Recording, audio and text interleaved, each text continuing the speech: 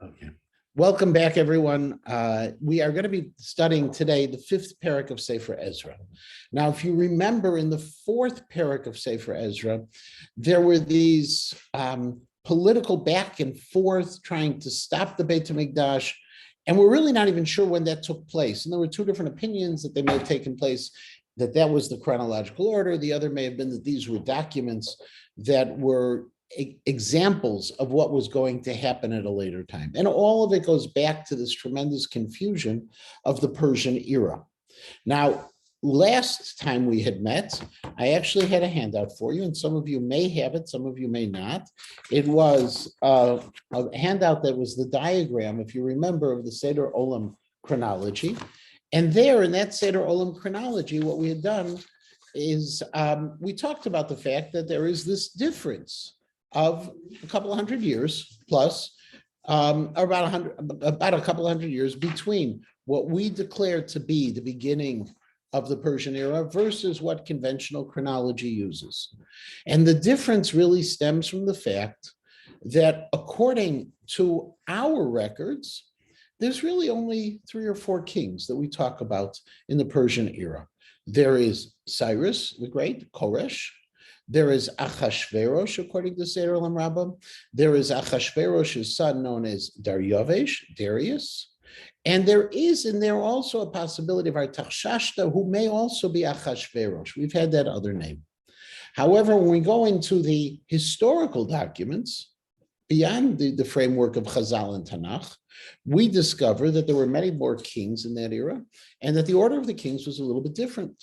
That it started out with Cyrus, and Cyrus reigned for a pretty long time. Then after Cyrus, his son, Cambyses. Cambyses was actually Cambyses the second. Cambyses the first was Cyrus's father. Cambyses only reigned for about 8 years, and he did not have an easy reign. Then after, and this is according to standard historical documents, then after that came Darius the first. And then after Darius the first came Xerxes, Achashverosh, and after Achashverosh came Artaxashta. And then there were a series of other Persian kings as well afterwards with the same names, but number 2 or number 3 and things like that. And so if you recall again, the big difference between these chronologies, where we're talking about that 165, 67, 69 years, whatever that number is, really boils down to the fact that historical documents say there were many more kings. Seder Olam Rabbah said there were very few kings, and the amount of time that we assign for each. And so just using the document from last time, if you look just very simply at the document, you'll see those 2 gray bars. So if you see, it's a very short gray bar under what's SO chronology, which stands for Seder Olam. That's the amount of time of the Persian era, versus the longer gray bar, which is the era of the Persian era according to historians. And so that's part of the confusion. And part of the confusion we're going to encounter today, because in Parakeh, Darius is going to be sought, the king Darius is going to be sought to be able to determine about whether or not plans can move forward regarding the building of the Beit HaMikdash. We'll see in Chagai and Zechariah that there seems to have been a delay in the actual building. And so on the sheet, which I actually handed out today, the one with the tiny print that they're complaining about, and those online you don't have, on that sheet, if you notice, it says very simply that there was a period of time of about 15 years, according to Seder Olam, where they had stopped the building of the Beit HaMikdash, that they had come back to Yerushalayim. They had laid the foundations for the Mizbeach. There was a Mizbeach that they had used, but the Beit HaMikdash was stopped. Chagai and Zechariah are going to talk to them about that. They're Nevi'im who were contemporaneous to this period of time. According, by the way, if you look on that other timeline that I'd given the last time, it wasn't 15 years. It was most likely about 18 years. So it was a little bit longer, according to historians, of how long that period would have been. So far, I hope you remember this piece of history. And I know some people, when you talk history, turn off, and some people you talk history turn on. With all of that introduction now in place, I'm going to turn for a moment to Zev Yavitz, to a historian. Now, Zev Yavitz published a series of books. They're called Toldot Yisrael. When I was in the yeshiva, Rabbi Mishkin referred to Toldot Yisrael on a very regular basis. And I remember when I was in Israel, learning that I got all excited because at Shavua Sefer, I found a set of Toldot Yisrael. Okay, I don't think anyone buys them anymore. The last publication of them, I think, were in 1963. They were reprints. Zev Yavitz was a fascinating personality, a Zionist who made Aliyah and then left. He did a lot of amazing things in his lifetime. One of them is his history piece. And he writes in the history, and I'm going to read it. I handed it out to everyone. Again, those online, this is going to be just the time you get to listen. And it's on page 107. And I'm actually reading right now from his third volume. And he writes as follows. The Chambuz, or Chambiz, this is Cambyses, lo erich yamim al mamlachto. He wasn't there for many years. He was 8 years. Ki nigfa yado becharbo hashlufa bechapo vayamut uvein lo. Because he was always at war and he ended up dying in battle and he had no sons. Vayakom echad me'akohanim hashafim vayitamer ki hu shemerdei ben koresh asher yitnakel lo Cambiz lamito b'kinatovo. And so in his place, one of the wizards, one of the magicians, rose up and he claimed to be that a legitimate heir to the throne, which he wasn't. And he took over the throne. But he was only 7 months and there was a coup. He was killed. And they put in his place Darius. In other words, Daryavish is a king that is not from the line of Cyrus. Cyrus's son is Cambyses, and when Cambyses is killed in battle, then comes Darius, a new dynasty. Ben Malchei Kedem, he is of earlier dynasties. V'chatan Koresh, he's the son-in-law of Koresh, though. Al-Madai Paras, and he's ruling over Media and Persia. V'Daryavish ish chesed v'tov ayin mod, and he was a graceful king. Vayi ba'alot hamelech Daryavish al kisei Paras v'tchi ruach v'neyuda v'techezekna yadehem. And when Daryavish takes over, unlike Cambyses, who preceded him, who was a warrior, now the Jews are beginning to be revived and strengthened. There were two prophets at that time. There were two prophets, one Chagai, the other Zechariah. And so in the second year of Daryavish's reign in Elul, Chagai began prophesying. El Zerubbabel vel Yoshua, and he's prophesying to Zerubbabel, who was the political head, and Yoshua, who was the Kohen Gadol. Ve'ochachotam al shivtam bevatehem sfunim uvet Hashem charev. And he gives them musar for staying at home, nice and safe at home, and the Beit Mikdash is in ruins. And it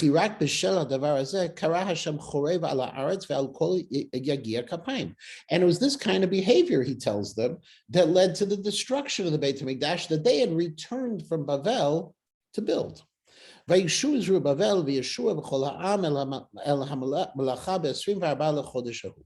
by the 24th on Rosh Chodesh Elul, Chagai calls out to them, and 3 weeks later, they begin doing the work. But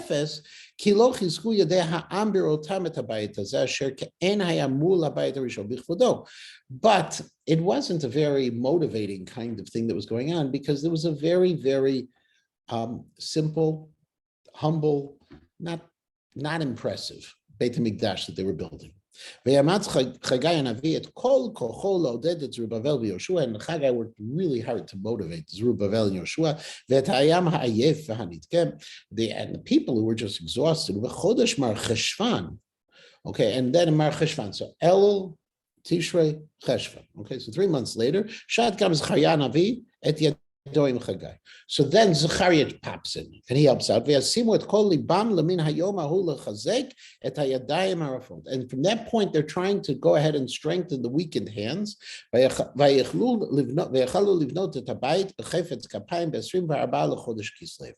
by Kislev, they finished building the Beit HaMikdash. Now, if you think about it for a minute, Shlomo HaMelech took years to build the Beit HaMikdash. This is a very, very simple structure that only took a few months. Cheshvan, Kislev, it's already 2 months, right? They started in Elul, end of Elul, and it's all done. And they're helping with all their strength. And from God came the command to strengthen the hearts of the people.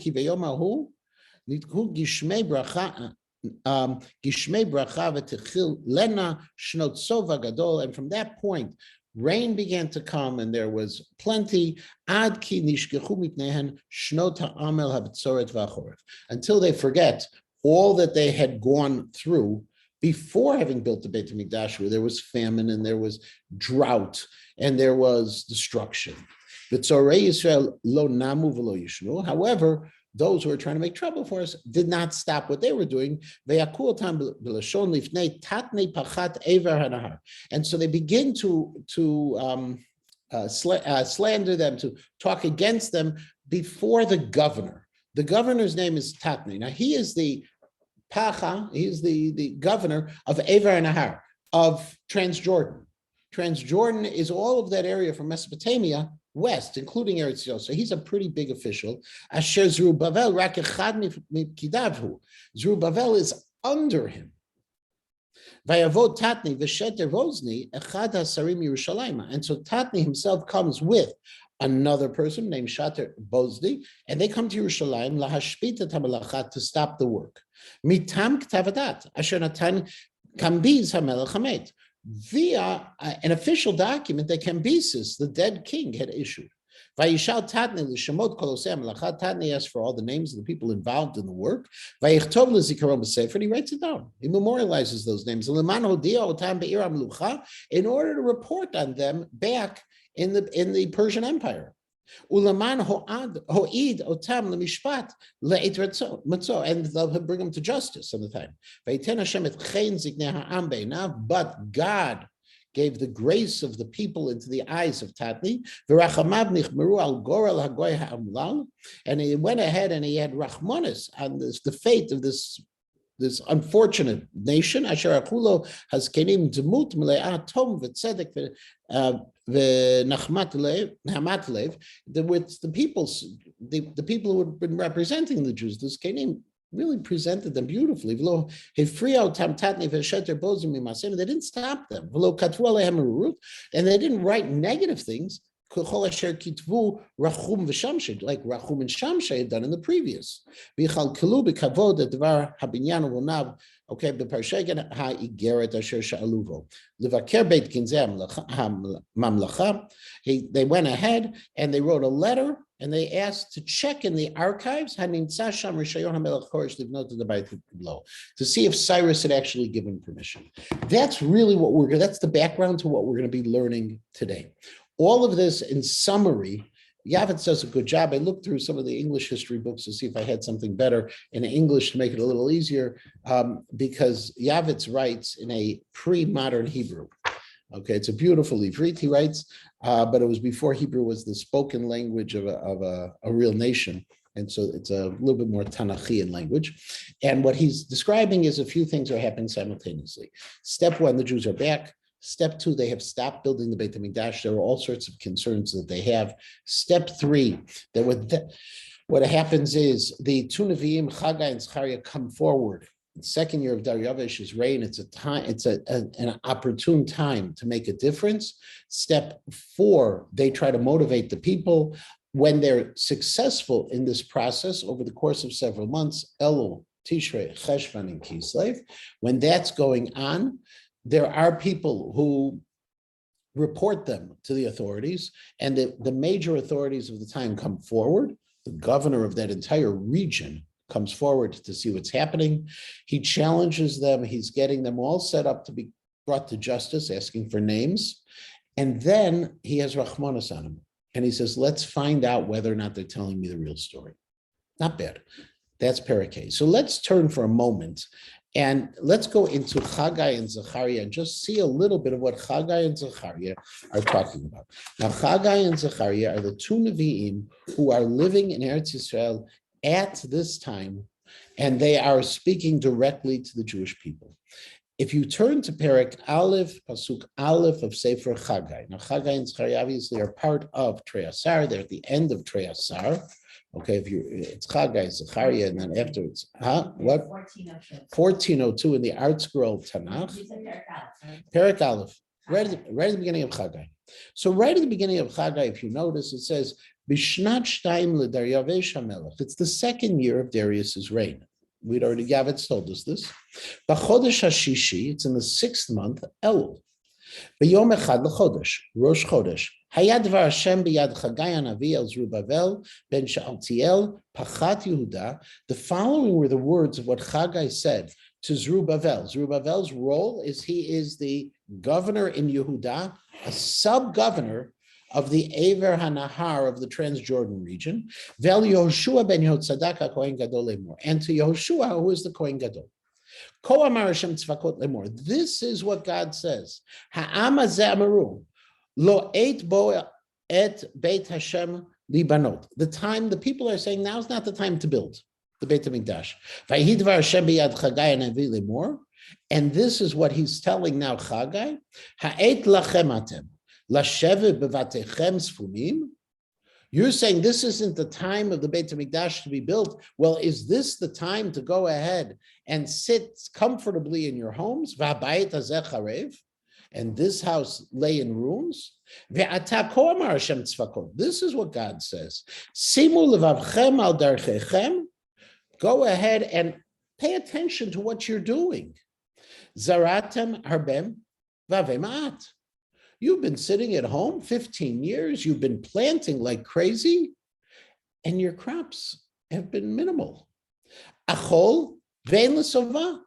You've been eating, but you've never been satisfied in what you're doing. Chateau v'lo l'shochra. You've been drinking. It never got to the level of where you were able to get drunk. There wasn't even enough you could drink. Lavosh ve'en lachomlo. You've been putting on clothes, but you've never been warm. Hamishtaker mishtaker el tzor nakuf.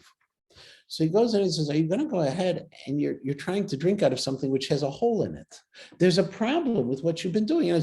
You're sitting at home. You're saying now's not the time to Beit HaMikdash. So what is the time now? To stay home? Well, look, you've stayed home and look at the failures that have occurred.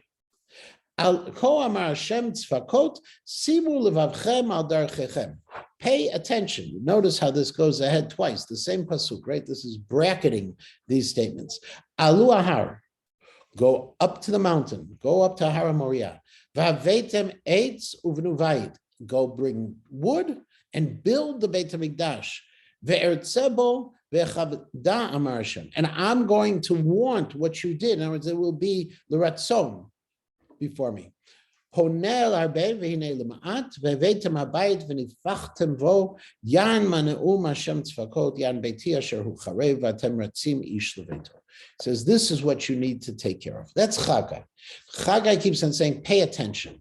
Look over at Zechariah. Just go to the beginning of Zechariah for a minute. Okay, at the beginning of Zechariah. Remember, Chagai came first. Zechariah pops in a couple of months later. He was Mar Cheshvan, right? And he writes Zechariah, Perek Aleph, Pasuk Aleph, B'chodesh hashmini b'shnat shtayim, l'daryavesh hayad dvar Hashem, el Zechariah ben Barachya, ben Ido Navi Limor. This is the words that come to Zechariah. Katzaf Hashem alavotechem katzef. God has been was angered over your forefathers. Ve'amartem alehem ko amar Hashem tzvakot shuva elainu Hashem tzvakot. And he said to them, return, do tshuva. V'ashuv alechem, and then I will return to you, amar Hashem tzvakot. Al tiyu chavotechem.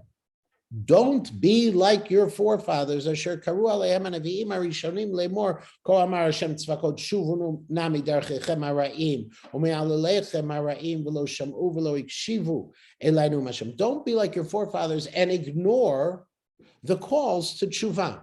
Now remember, Chagai is the first one who's popping in. Then comes Zechariah to strengthen his statements. So when he's talking about ignoring, it wasn't ignoring his words. It's very likely ignoring the words of Haggai that they've been hearing as well. Avotechem hayehem. Look, where are your forefathers? What happened to them? V'hanaviim ha'la'olam yichyu. Our Nevi'im are always there.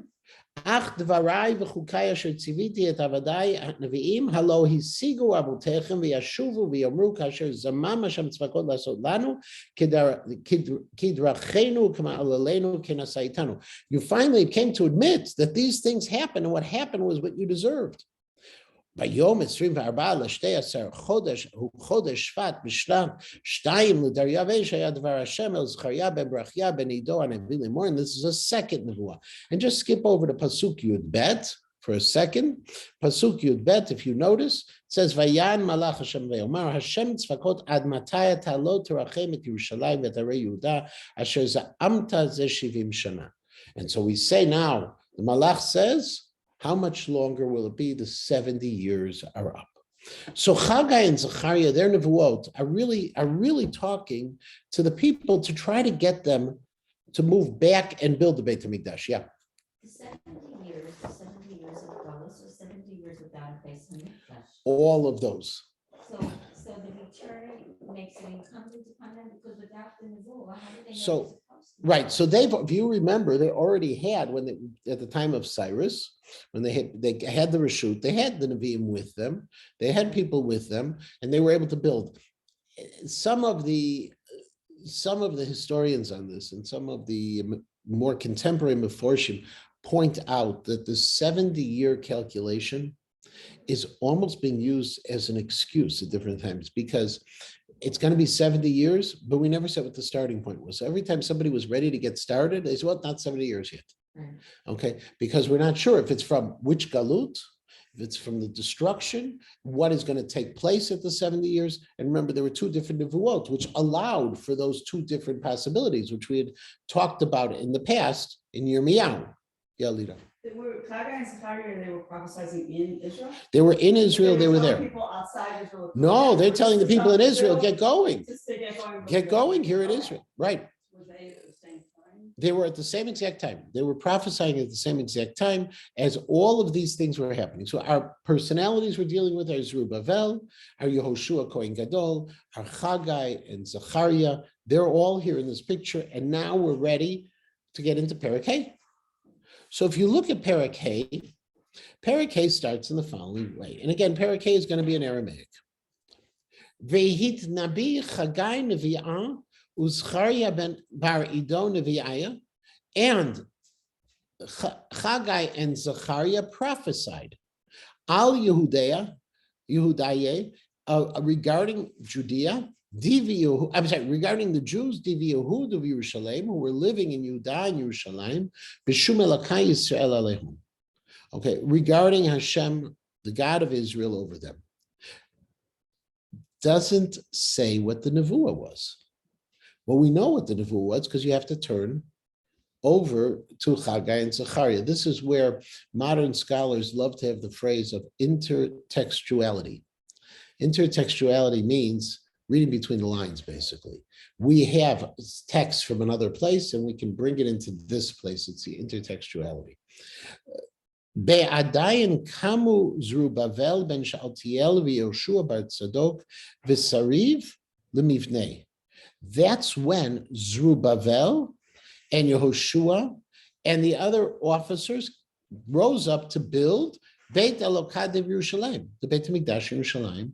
V'imahon nevi'aya de Elokah me'sa'adin lahon. And with them were the prophets of God who were helping them. Interestingly, how were they helping them? Haggai and Zechariah are helping them. According to the Malbim, the way they're helping them is by the motivators. They're giving the speeches. Rashi seems to suggest that they were literally, they get down and dirty. They're literally helping to build the Beit HaMikdash with their own hands.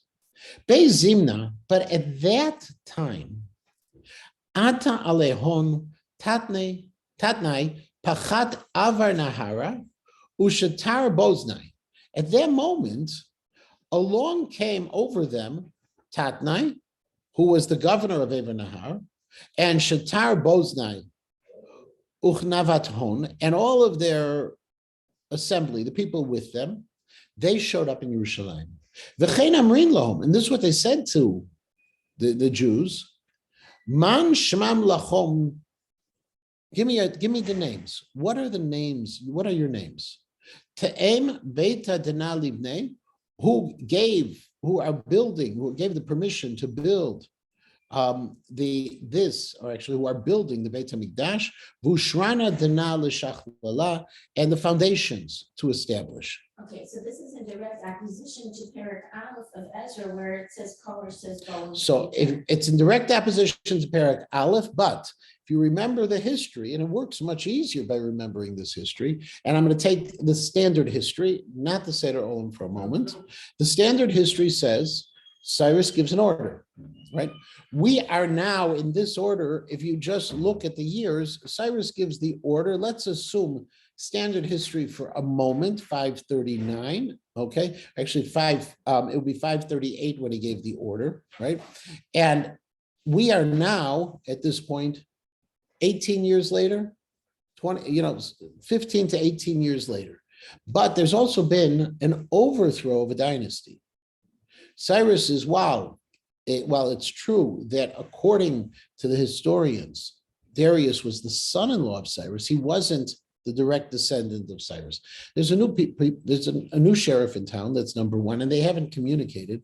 And there's been almost a generation, 15 to 18 years, where nothing has happened. There are people who are against this, who are there. Remember, they tried to help build. Things have stopped. And now, when he's coming, Tatnai, from the text, we see that he had no idea of Cyrus's command. Where's their sense of history? Well, their sense of history is back in Shushan.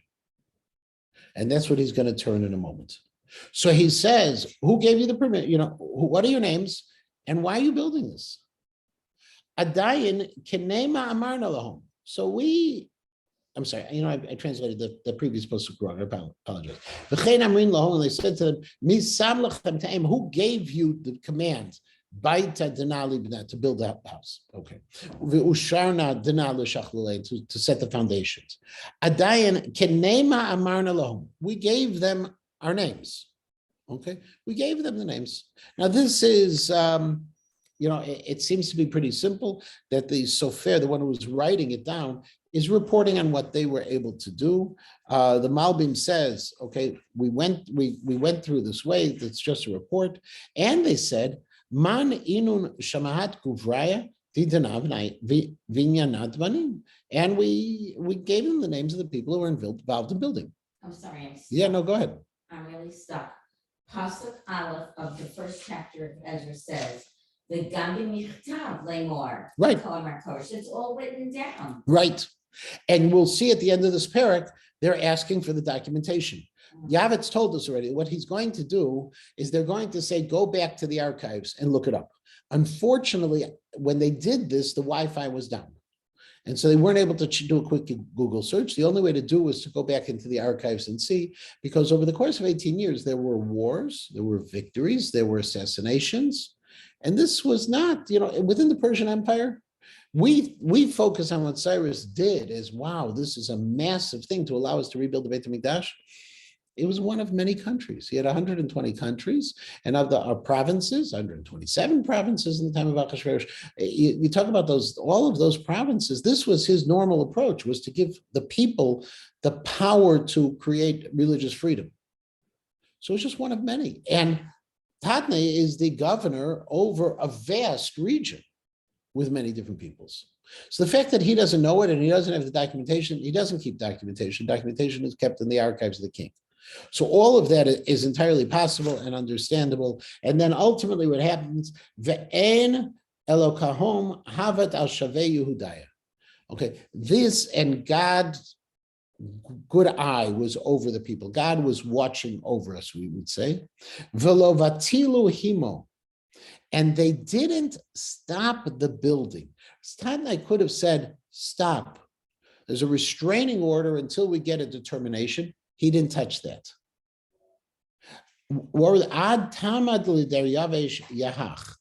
Until this would come to Daryavesh, Va'adayin yitivun nishtavana aldanan.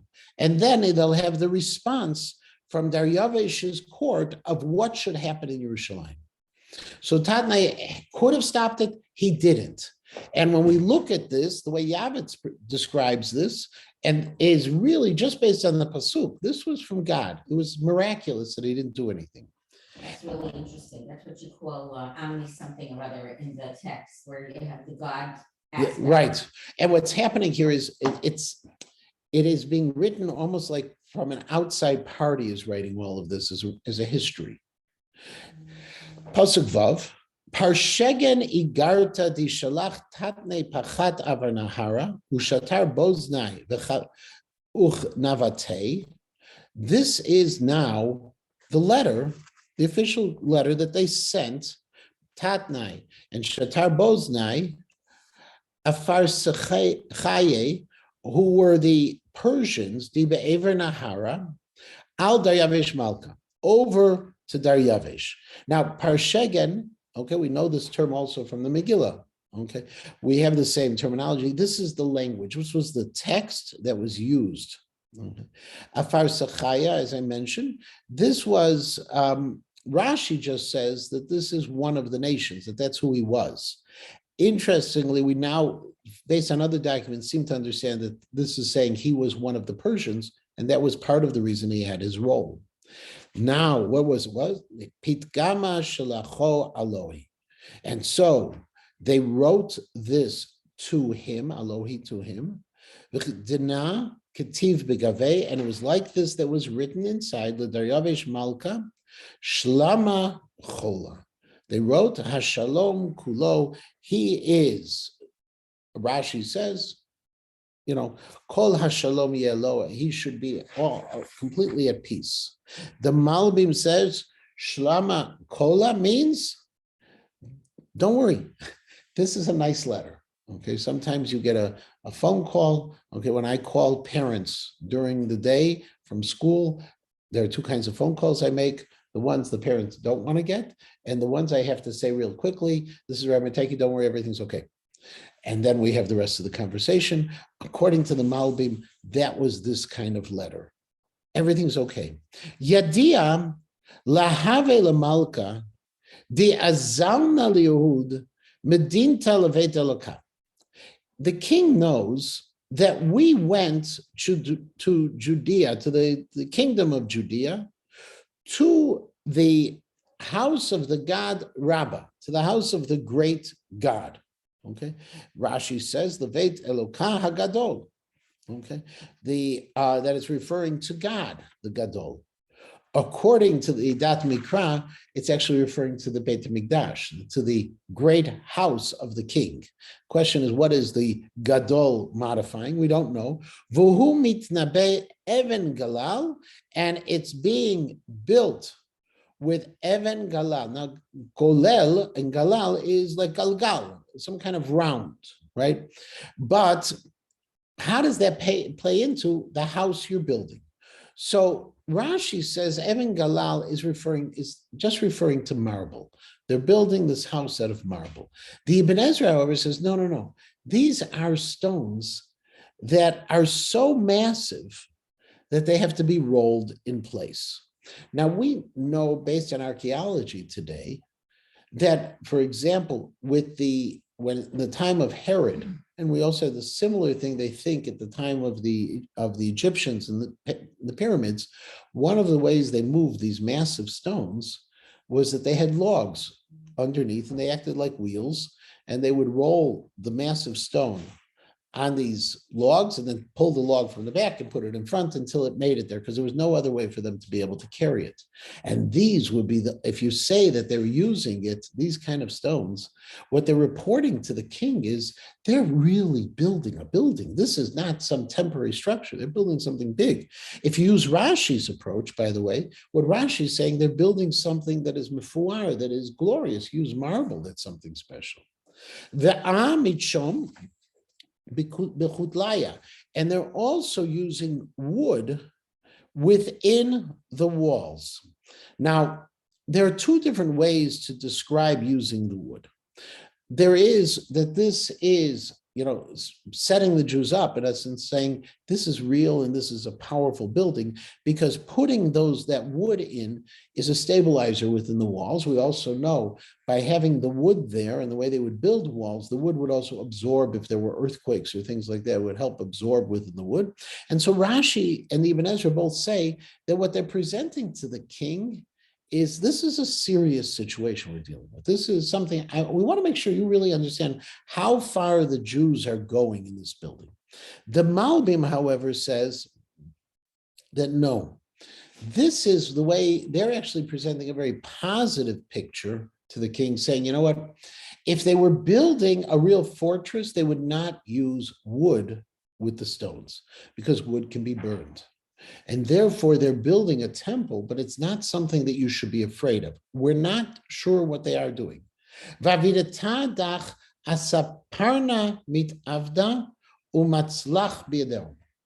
And this work that they're doing is moving along quickly, and they're successful in what they're trying to do. So they're saying this is not something you can wait on. They're building facts on the ground. Adayin sha'elna l'shavaya ilech, and we asked these elders, and kenema amarna lahom, okay, and we said, who gave you this? Means sam lachom ta'em baita dana lemivne. Who gave you the right, the order to be able to build this house? V'usharna dana l'shach l'la, and to put down the foundations. Ve'av shemot hom sha'elna lahom. And king, we also got their names. Lo diatuch, so we can tell you who the people are. Di nichtav shum guvraya diberoshehem, which we are going to go ahead and you'll see the list of the people who are in charge of this.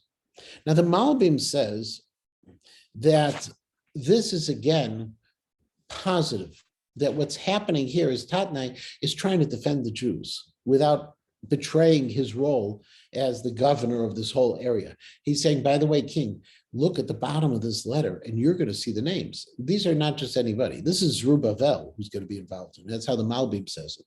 According to the way you would look at Rashi and Ibn Ezra, saying, no, we got all their names. Okay, so there's a problem we know to go after. Pasuk continues and he says like this, Uchenema pitgama hativuna lememar. And this is how they responded when we asked them, who gave you the permission? They said, Anachna himo avdoi delokash maya va'ara. We are servants of the God of the heavens and the earth. Uvanayin baita, and we are building the house. Diahava vanei mikidmat dina shenin sagim, that was built before, many years before. Umelech Yisrael Rav banai v'shachlalei, and there was at that time a great Jewish king who had built it and had laid its foundations. In other words, when they asked him, who gave you permission? Their first response was, what do you mean building? This has always been here. This has been here before. It's lahavdil, someone goes ahead and the inspector comes over and says, no, this is just a remodel job. It's not a new building, not a new building. Yeah, we're grandfathering. This has been around all along. And so that was their first. Now, Melech Yisrael, interesting, they're not mentioning who the king was who had built it. And it could be very simply that the Persians have no idea of Jewish history. You just want to make sure that they say that it was one of the kings. And then they say, Lahen midei hargizu avhatana lelokashmaya, because our forefathers had angered the God of the heavens, Yahavimo biyad Nebuchadnezzar melech Bavel kasdaya, and he went ahead and he gave to Nebuchadnezzar, the king of Bavel, the Kasdian, and he led him uveta danas satrei ve'ama hagli liv Bavel, and he went ahead and he destroyed this Beit HaMikdash and he sent the people to Bavel. So we're giving the history of the building. By the way, the Persians had conquered Nebuchadnezzar. We're saying that this destruction was caused by your enemy. that the people ended up in Bavel as a result of all of this. And then they continue and they say now, Baram, Bishnat Chada Lechoresh Malka di Bavel. But you should know that in the first year of Cyrus of Bavel, Koresh Malka Sam Ta'em, Cyrus, your guy, gave an order, Beit Elokad Denali B'nei, that the time has come to now build the Beit HaMikdash. So they're saying, first of all, you want to know what we're doing? There's always been a temple here. Your enemy and our enemy destroyed it. Your Cyrus the Great gave us the order to build it. They didn't have a copy of it? They're going to get a copy. They're going to pick it up. I'm saying they're gonna go back there, but the Jews didn't. The Jews did not have a copy. The Jews did not have a copy of the letter. Okay. Well, sometimes remember, it's much easier to Xerox when you have toner in the machine. Okay. Then they continue. Va'af, and now you want to know how much Cyrus wanted to help us? Va'af, manaya diveit eloka, the utensils of the temple, di dahava v'chaspa, of gold and silver, di Nebuchadnezzar anpek min hechalei Yerushalayim ve'evel himo, which Nebuchadnezzar had taken out from the temple in Yerushalayim and taken with him. Hevel, just like nowadays modern Hebrew, hovalot, are movers, the guys who schlep stuff. Le'echalei di Bavel, and he had taken them into the temple in Bavel. Hanpekimo koresh malka min echala di Bavel, ve'hivu l'sheshpatzar shmei di pecha shmei. He went ahead, and Cyrus gave all of those utensils of gold and silver to Sheshbatzar to bring it back. So if you're asking us what right, historical right, now we say we have political right, and we see that it's even something that your king helped us on. V'amarle. Elo, Kel, I'm sorry, and he said to him, I'm sorry, just want to see, Elamanaya, say Ezal Achet Himo. And Cyrus said to Sheshbatzar, these are the utensils. Take them with you. Put them. Achet is like the word nachat, to put them down in the Echal de Yerushalayim, Uveit Elokai Yitbaneh al Atrei, and build the Beit HaMikdash in its place. Then Sheshbatzar dech ata, along came Sheshbatzar, Yav ushaya devet Eloka div Yerushalayim, and he put down the foundations of Yerushalayim, put down the foundations of the house of God in Yerushalayim. Umin adayin va'ad ka'an mitpaneh v'lo shalim. And from then until now, it's being built, but it hasn't been finished. Now, on this, there is room to say he's fudging a little bit. Why? Because we know that Zerubbabel, that there had been about 15 years. We know from Chagai and Zechariah, they hadn't been doing what they needed to do. So what they're trying to say is, what we're doing now is a continuation of the project that Cyrus had told us to do. And if you look in the language, which ultimately means from then until now, it hasn't been finished, well, the implication, you could say, it just hasn't been finished because you took all that time off. It could also mean, no, we've been working on this. We've been working on this in different ways along the way, which gives it even more legitimacy, telling them, hey, what are you coming for now? Why are they complaining to you that we're building something that's been a project that's been going on for 15, 20 years already? Says the text, Ucha'an hein al malka tav yitbaker b'veit ginzaya di malka tamadi b'vavel. And now, if it pleases the king, hein al malka tav, we know this phrase from Megillat Esther, im al melech tov, it's the same words, visit the treasure house of the king there in Babel. Hein Itai dimin koresh malka simte. And there, if there is there a command from Cyrus, Lemivne Beit Elokah Dech B'Yerushalayim, to build that Beit HaMikdash in Yerushalayim. Urut Malkal Dana Yishlach Alena. And then let us know what you want us to do. So with this parak, what we're ending with is precisely with a clarification. We need to find out what's missing, what has to happen, and what we're supposed to do, say Tatai.